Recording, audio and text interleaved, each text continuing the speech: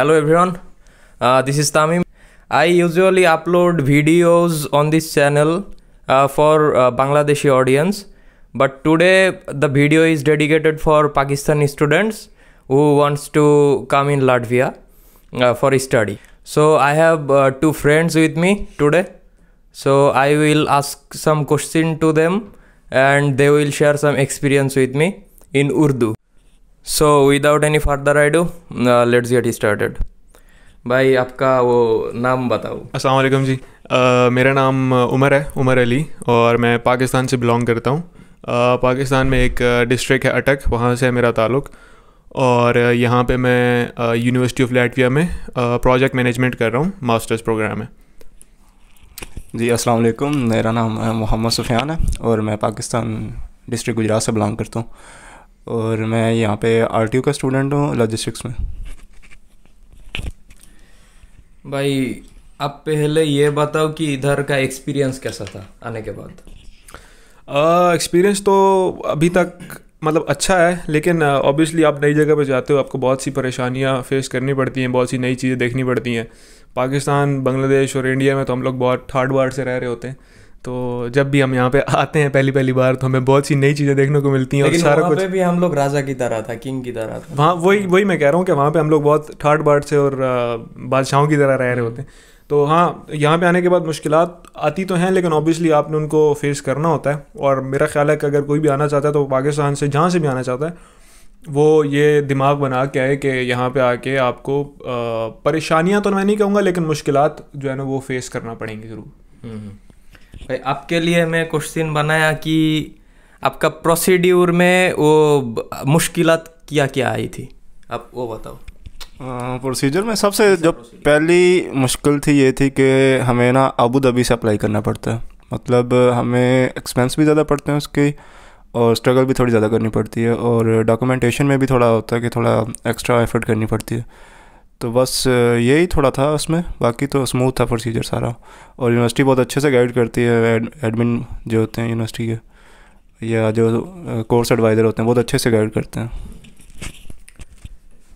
सो Latvia में जो लोग आते हैं, बांग्लादेश बोलो या पाकिस्तान बोलो या इंडिया बोलो, उन लोग का एक मसला होता है कि फ़ंड को लेके कि ट्यूशन फीस कितना होगा, बैंक स्टेटमेंट्स कितना होगा। तो बांग्लादेश का तो मैं बांग्लादेशी ऑडियंस को बता दिया कि कैसा होगा। अब पाकिस्तान का बारे में कुछ बताओ, ये फ़ंड के बारे में। यार फ़ंड्स का ये सीन होता है कि चूँकि हम लोग पाकिस्तान से हैं और पाकिस्तान की इकॉनमी पिछले कुछ जब हम प्रोसेस कर रहे थे अपना, उस वक्त पाकिस्तान की इकॉनमी इतनी स्टेबल नहीं थी। तो ये कह देना कि यार 20 लाख रखवा लो, 25 लाख रखवा दो, 30 लाख रखवा दो, वो चीज़ कोई मतलब एक्यूरेट आंसर नहीं होगा इस बात का। तो आप ये देख लो कि आप यूरोज़ में कन्वर्ट करके उस टाइम के हिसाब से जो भी रेट चल रहा हो वो आप देख लो। जैसे कि अभी हमारे जब हम अप्लाई कर रहे थे तो हमारी रिक्वायरमेंट थी कि आपने मिनिमम 7,500 यानी 7,500 यूरोज़ आपने रखवाने ही रखवाने हैं। तो अगर आपको थोड़ा सा भी मतलब आप चाहते हैं कि यार बेहतर हो जाए, तो मेरा ख्याल है आप 8,500 या 8,000, अगर 8 तो नहीं, खैर मेरा ख्याल है 8,500 अगर रखवा दोगे तो आपके लिए वो सफिशेंट अमाउंट है as far as bank statement की है। यूनिवर्सिटी की फ़ीसेस का जहाँ तक बात है, वो ऑब्वियसली दोबारा यहाँ पे भी फ़ीसें जितनी होती हैं वो सारी की सारी वेरी भी करती हैं और वो भी यूरोज़ में ही हैं। तो पाकिस्तानी में अभी बताना कि इतने बन जाएंगे वो मुश्किल है, लेकिन अगर यूरोज़ में बताऊँ तो 2,000 से लेके 4,500, 4,000, 5,000 तक भी जाती है। 2,000 से स्टार्ट होती है। जैसे मेरी जो फ़ी है यूनिवर्सिटी की 1 साल की मैं बात कर रहा हूँ, तो वो है 2,785 यानी 2,785 यूरोज़। पाकिस्तान में जब मैंने वो पे की थी उस वक्त तकरीबन लगभग 11-12 लाख रुपए बन रहे थे। अभी पिछले कुछ दिनों में थोड़ा सा शायद यूरो गिरा है, मे बी कम हो रहे हो, मे बी आने वाले दिनों में ज़्यादा हो जाएं। तो पाकिस्तानी अमाउंट में या इवन बांग्लादेशी टका में भी एग्जैक्ट अमाउंट बताना मुश्किल है। अगर यूरो में कन्वर्ट करूँ फिर वो आसान होता है कैलकुलेशन में। तो इधर यूनिवर्सिटी का वो एजुकेशन आपको कैसा लगा?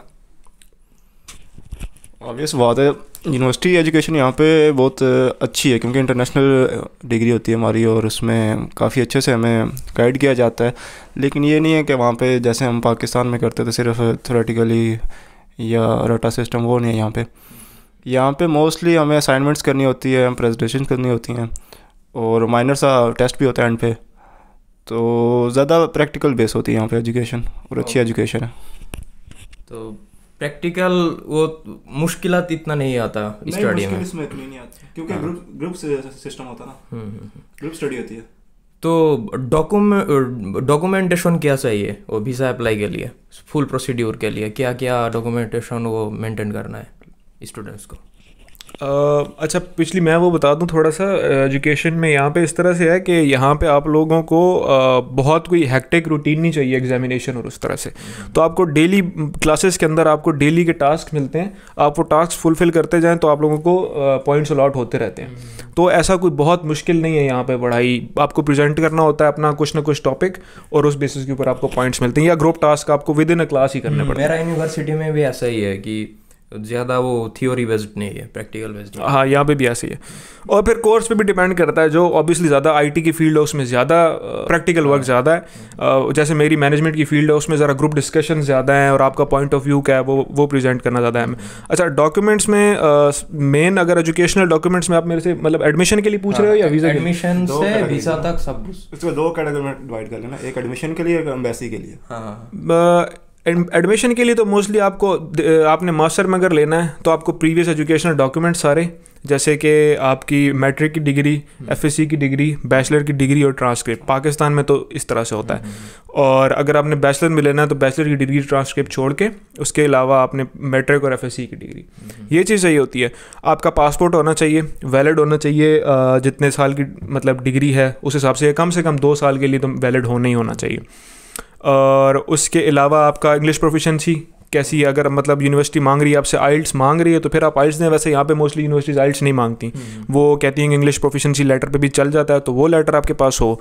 उसके अगर कोई मास्टर्स पे अप्लाई कर रहे हैं फिर वो एमओआई से भी कर सकते हैं, इंग्लिश प्रोफिशिएंसी जो लेटर होता है वो इंग्लिश प्रोफिशिएंसी से भी कर सकता है। मैंने भी इंग्लिश प्रोफिशिएंसी से किया, मैंने आइल्स नहीं किया हुआ। लेकिन जो लोग बैचलर में कर रहे हैं वो लोग को तो इंग्लिश प्रोफिशिएंसी सर्टिफिकेट नहीं होगा, उन लोग तो आइल्स लाजमी है। फिर डिपेंड करता है, क्योंकि काफ़ी सारे स्कूल्स ऐसे हैं जैसे जो लोग इंग्लिश प्रोफिशिएंसी लेटर स्कूल्स भी दे देते हैं, या आप पूछ सकते हैं मे बी आपका स्कूल, आपका कोई अदारा ऐसा है जो अलॉट करता हो। लेकिन हमारे तो चूँकि मोस्टली पाकिस्तान में पिंडी बोर्ड होता है या फेडरल बोर्ड होता है, या इस तरह डिफरेंट बोर्ड्स होते हैं, तो उन बोर्ड से इंग्लिश प्रोफिशिएंसी लेटर लेना थोड़ा सा मुश्किल है, तो वो आप नहीं ले पाओगे। कॉलेज दे देते हैं, वो कॉलेज वाला फिर आपको पता करना पड़ेगा अपनी यूनिवर्सिटी को भेज के कि ये चल सकता है या नहीं चल सकता।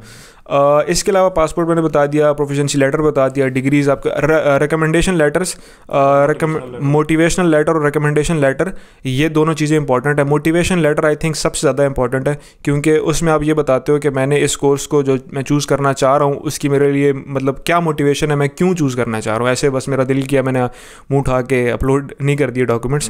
तो या आप लिख सकते हो मेरी प्रीवियस डिग्री इस तरह की है, फिर मेरा एक्सपीरियंस इस तरह का है, तो मैं उसी को आगे लेके चलना चाह रहा हूँ, इसलिए मैं इस मास्टर की फील्ड को या बैचलर की फील्ड को परस्यू कर रहा हूँ। अगर किसी को आइल्स देना ही पड़े, बैचलर के लिए कितना पॉइंट चाहिए और मास्टर्स के लिए कितना चाहिए? मास्टर्स के लिए तो वैसे मोस्टली नहीं मांगते, लेकिन फिर भी मेरा ख्याल है मैंने जितने भी लोगों को देखा 5.5 या 6 से ज़्यादा तो किसी की भी रिक्वायरमेंट नहीं है हर मॉड्यूल में। मैं ये नहीं कह रहा कि फाइनल में, हर मॉड्यूल में मेरा ख्याल है अगर 6 हो तो वो बहुत अच्छा है, बहुत अच्छा है। 6.5 हो, 7 हो तो खैर बहुत ही अच्छा है। लेकिन 5.5 पे भी यूनिवर्सिटीज़ एक्सेप्ट कर लेती हैं। वो आपको यूनिवर्सिटी की रिक्वायरमेंट या अपने प्रोग्राम की रिक्वायरमेंट में देखना पड़ेगा कितनी। अच्छा, एक और बहुत ज़रूरी चीज़ है एडमिशन के लिए, आपकी CV होनी चाहिए यूरोपियन फॉर्मेट में। यूरोपास वेबसाइट पे आप जाएंगे तो आप अपनी CV वहाँ से जनरेट कर सकते हैं, अपना इन्फो पुट करके, तो वो बहुत ज़्यादा ज़रूरी होती है इसमें। आप लोग अगर वो प्रोसेस क्या होता है, क्या फास्ट क्या करना पड़ता है, एप्लीकेशन वीज़ा के लिए करना पड़ता है या वो यूनिवर्सिटी में एप्लीकेशन करना पड़ता है, ये चीज़ थोड़ा स्टेप बाय स्टेप बता दो। बताओगे? सबसे पहले आपने अपना डिज़ायर कोर्स देखना है या रेलिवेंट कोर्स देखना है जिसमें आप एडमिशन लेना चाह रहे हैं। उसके बाद आपने यूनिवर्सिटी देखनी है कौन सी सूटेबल आपके लिए अकॉर्डिंग टू फीस और अकॉर्डिंग टू कोर्स। और उसके बाद आपने अपना पोर्टल वहाँ पे बनाना है यूनिवर्सिटी की वेबसाइट पे। तो वो स्टेप बाय स्टेप आप अपने डॉक्यूमेंट्स अपलोड करने हैं। देन स्टेप बाय स्टेप आपको सबसे पहले फ़ीस की इनवाइस, एप्लीकेशन फ़ीस की इनवाइस आएगी, वो आप पे करेंगे। तो हाँ, उसके अलावा यह कि आप 2 कोर्सेज़ में अप्लाई कर सकते हैं, सेम यूनिवर्सिटी में 2 कोर्सेज़ में अप्लाई कर सकते हैं। तो आपको इनवाइस आ जाएगी फ़ीस की, उसके बाद कंडीशनल लेटर भी आ जाएगा और साथ साथ आपको इंटरव्यू की डेट आ जाएगी, डेडलाइन। अगर एग्ज़ाम रिक्वायर्ड है तो एग्ज़ाम की भी आ जाएगी साथ साथ।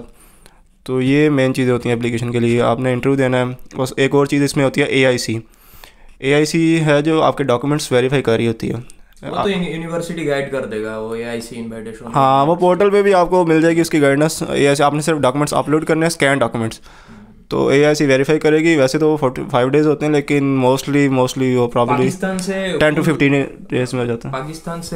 पाकिस्तान से फुल प्रोसीड्यूर का टाइम कितना लगता है लगभग? एप्लीकेशन जो है ना एडमिशन की, उसमें तो सारों का लाइक वर्ल्ड वाइड तकरीबन एक जितना ही टाइम लगता है। महीना भी लग जाता है, किसी का बहुत जल्दी हो, बहुत नहीं में तो 3 महीने भी लग जाते हैं। AIC के डिसीजन पे टाइम लगता है, तो AIC के डिसीजन, हाँ, वो जितने टाइम पहले आ जाएगा आपका टाइम उतना कम हो जाएगा 2.5 महीने में से।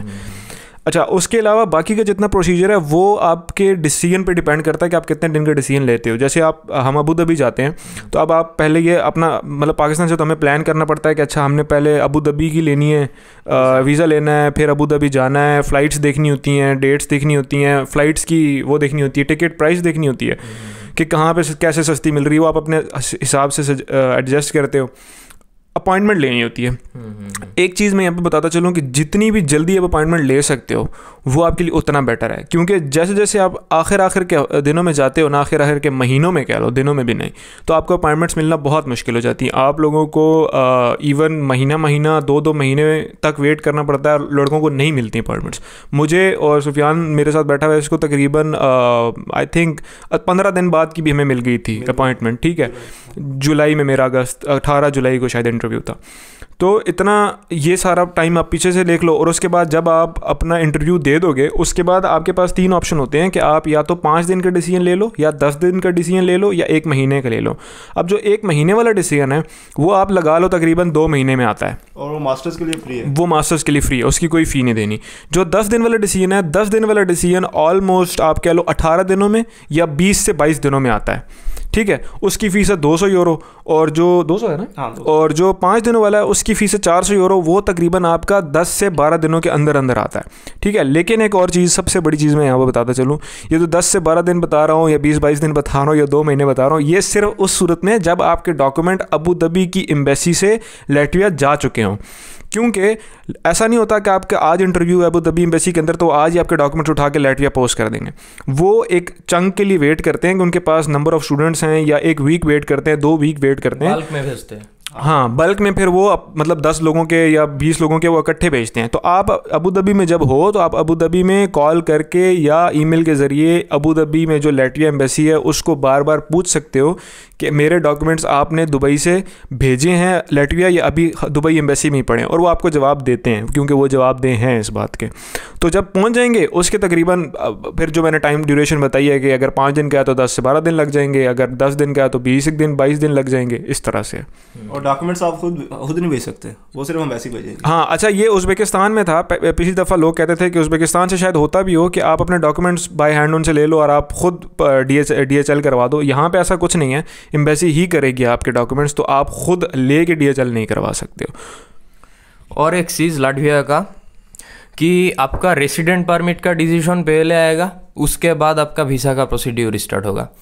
अगर if you get the resident permit you will get the visa definitely. ओ, वीज़ा का प्रोसीड्यूर थोड़ा बता दीजिए, ये तो रेसिडेंट परमिट का था। अच्छा, एक और बात ऐड करना चाहता हूँ यहाँ पे कि जो आप करते हैं ना, अपना इंटरव्यू देते हैं और अपनी वीज़ा फाइल सबमिट करते हैं, डॉक्यूमेंट्स सबमिट करते हैं, लीगलाइज भी होते हैं डॉक्यूमेंट्स, वो आपके इंटरव्यू के दौरान ही हो जाते हैं। तो उसके लिए आपने डायरेक्ट एम्बेसी जाना होता है अपॉइंटमेंट लेके, और जब आपका डिसीजन आ जाता है, पॉजिटिव डिसीजन आता है, तो उसके बाद आप VFS के थ्रू जाते हो, उसकी अलग से एक फ़ाइल तैयार होती है। तो इसमें पहले ये कि पहले आपका डिसीजन आता है, पहले डिसीजन का वेट करते हो, उसके बाद आप अपने वीज़ा पेस्टिंग के लिए फ़ाइल प्रिपेयर करके VFS के थ्रू सबमिट करते हो। तो वो अप टू 10 डेज़ आपका जो है वीज़ा पेस्ट होके आपको मिल जाता है। 3 दिन में भी मैं तो नहीं, जो अप्रॉक्सीमेटली उनकी डेट मेंशन है ना, अप टू 10 डेज़ है, तो उसमें आपने कंफर्म टिकट भी देनी होती है, इंश्योरेंस देनी होती है, डिसीजन लेके जाना होता है, तो ये कुछ चीज़ें होती हैं इंपॉर्टेंट उसमें। और उसके लिए आपको VFS की अपॉइंटमेंट की ज़रूरत नहीं है। आपने सिर्फ अपनी वो ये अपना पॉजिटिव डिसीजन जो आपको मिला होता है एम्बेसी की तरफ से, वो हेल्थ इंश्योरेंस जैसे सुफियान ने बताया, और वो कंफर्म फ्लाइट टिकट होती है, लेके बस आपने जाना है VFS, sorry travel insurance. Bangladesh का वो अपॉइंटमेंट भी लेना पड़ता है, VFS में भी अपॉइंटमेंट नहीं, हमारे यहाँ अपॉइंटमेंट नहीं लेना पड़ता। लेकिन आप तो इंडिया से करते हैं ना। हाँ, इसलिए वो थोड़ा प्रोसीड्यूर अलग है थोड़ा सा। After approving the visa, what is the procedure? What the students supposed to do? VFS से वीज़ा ले लेने के बाद वीज़ा ले लें, उसके बाद कुछ भी नहीं है। उसके बाद तो आपने फ्लाई करना, क्योंकि आपने ऑलरेडी कंफर्म टिकट लगा दी होती है। और VFS का 10 दिन का सुफियान बता रहा है, 10 दिन का उनका रिटर्न टाइम है। वैसे मोस्टली लोगों को 3 घंटे में भी मिल जाता है, 3 दिन में भी मिल सकता है, या बहुत भी, जैसे मुझे लगे थे सिर्फ 6 दिन में मिल गया था। और उन दिनों वो बीच में हॉलीडेज़ भी आ गई थी कुछ, उस वजह से भी लेट हो गया था। तो इतने टाइम में आ जाता है। उसके बाद आपने सिर्फ फ्लाई करना होता है और कुछ भी नहीं करना होता। वो आपको वीज़ा पेश करके दे देते हैं। पहले 1 महीने का करते थे, अब जो है वो 2 महीने का आपको देते हैं वीज़ा। 3 महीने का, सॉरी 3 महीने का देते हैं। और वो आप यहाँ आ जाते हो। उसके बाद रेजिडेंट परमिट अप्लाई करना होता है। वो मैक्सिमम भी 3 दिन के अंदर आपको यहाँ पे मिल जाता है। हाँ, ये पाकिस्तान के लिए और बांग्लादेश के लिए ये होता है कि आपका डिसीजन तो आ चुका होता है ऑलरेडी, तो आपको विद इन 3 डेज़ आपको TRP मिल जाता है यहाँ पे। और यही इंडिया वाले जो हैं वो लोगों को मेरा ख्याल है श्रीलंका, उनको डिसीजन चूँकि यहाँ के लेना पड़ता है रेजिडेंट परमिट के लिए, उनको महीना भी लग जाता है, 45 दिन भी लग जाते हैं, कहीं को ज़्यादा भी लग जाता है। लेकिन हमें 3 दिन के अंदर मैक्सिमम 3 दिन के अंदर मिल जाता है। कार्ड की बात कर रहा हूँ। चीज़ ऐड करना चाहता हूँ, वो ये करना चाहता हूँ कि हमारे यहाँ UAE का वीज़ा लेना भी एक आजकल थोड़ा सा मसला चल रहा है, क्योंकि UAE के वीज़ाज़ भी बहुत रिजेक्ट होते हैं। और जब हम UAE की वीज़ा की बात करें तो उसका मतलब हमारा UAE का विज़िट वीज़ा है, सही है। तो कई सारे सिटीज़ हैं ऐसे जो कि बैन है। मैं भी एक ऐसे सिटी से बिलोंग करता हूँ जो कि UAE में बैन है, यानी दुबई में बैन है, उनको विज़िट वीज़ाज़ नहीं मिलते। लेकिन फिर भी देर आर वेज़ जिनके ज़रिए वीज़ाज़ मिल जाते हैं। तो आप, हाँ, उसमें कुछ ट्रिक होता है कि आप, हाँ, कुछ तरीके होते हैं जिनकी वजह से वो वीज़ा मिल जाते हैं। थोड़े एक्सपेंसिव मिलेंगे आपको। लाइक अगर आपको दूसरा वीज़ा, मिसाल देता हूँ कि 40-50 हज़ार का मिल रहा है, तो विदाउट टिकट की बात कर रहा हूँ, तो ये फिर टिकट आप उसमें डालते हो 40-50 हज़ार में, तो वो तकरीबन लगभग 1.5-2 लाख तक चला जाता है। और ये वाला विद टिकट्स जो मैं कह रहा हूँ कि मिल जाता है बैन सिटीज़ वालों को, वो तकरीबन 2-2.5 तक चला जाता है। तो 40-50 हज़ार का फ़र्क आ जाता है उसके अंदर। लेकिन यह है कि वो वीज़ा मिल जाता है, ऐसा नहीं है। क्योंकि कई लोग मुझे कहते हैं कि हम तो फ़लाँ उस सिटी से बिलोंग करते हैं और वो तो बैन है, तो हम कैसे UAE जाएंगे। तो UAE जाया जा सकता है। मैं भी एक ऐसे ही सिटी से बिलोंग करता हूँ। some loopholes. Yeah, it is obvious that you can question us. I will give my WhatsApp in the description. You can ask any further question over there. So, और कुछ है बोलने के लिए? Thank you very much. Okay, that was pretty much it about today. अगर कोई question आए, एक ही तरह का क्वेश्चन अगर फ्रीक्वेंटली आए, उसके बारे में भी हम लोग वीडियो बना देंगे, कोई बात नहीं। और उम्मीद है कि ये चूंकि उर्दू में है तो पाकिस्तानी ऑडियंस तक भी जाएगी। हाँ, ये डेडिकेटेड वो पाकिस्तान के स्टूडेंट्स के लिए ही था ये वीडियो। সো বাংলাদেশি যারা আছো তারা এত প্যারা নিও না ভিডিও দেখার পরে, পাকিস্তানের জন্য এডি। বাই, আল্লাহ হাফেজ।